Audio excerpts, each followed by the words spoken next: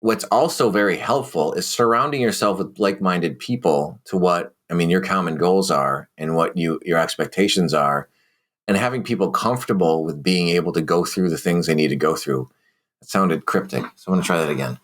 So if you surround yourself with people that are all of a common mind, like a common goal, or a relatively common goal, so you can go through these things, and you can go through this emotional distress and walk through it and let it pass through you in their midst, and there won't be any expected recourse. I don't know why that popped into my mind, but it just did. So I'm thinking also now I'm placing it in different things. You can look at the families, right? And families are always a little bit crazy, and that's not a big deal, right? And you can also look like when we work in small and larger groups together in the MHS, we've had different crowds many times, right?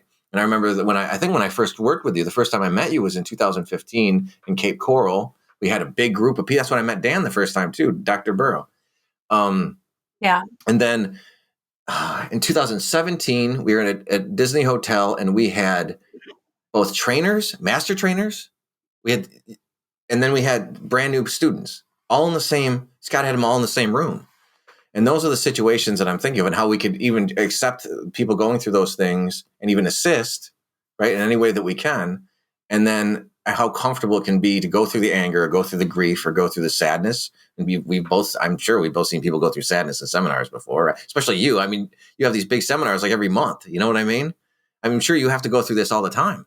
So, and when they're comfortable doing that, how much faster and how much more powerful, let's say, the learning experience is when those things are on the table. Those things are acceptable. It's acceptable to go through the things you need to go through.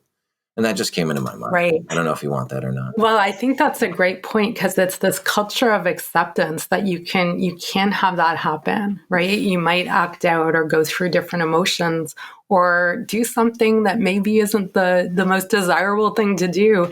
And in general, people have experiences with that are either embarrassing or they get abandoned by people or shunned, or, right? That would be a typical experience, whether it's in the family or in society in general, or the workplace or with friends. And one of the wonderful and beautiful things about what we do is we create a culture that allows people to move through that so they can get to another place, because the reaction of the people around you can have an impact on you staying stuck if you agree with it or you take it in. And so that this value of loving people and then helping them change their behavior is a really healing thing about what we do. It makes for fantastic culture too, as you said. Yeah. Culture of acceptance is pretty neat. I'm going to write that down.